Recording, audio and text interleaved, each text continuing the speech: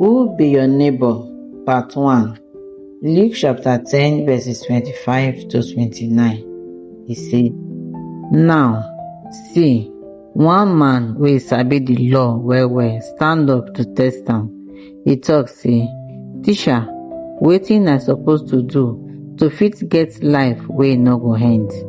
He tell am say, wetin dem write for the law? Wetin you understand from wetin you read? He come answer say, you must love Jehovah your God with all your heart, and with all your soul, and with all your power, and with all your mind, and your neighbor as yourself. Jesus come tell am say, your answer correct. Make you continue to do this one, and you go get life. But because the man wan show say he dey righteous, he come ask Jesus say, na who really be my neighbor?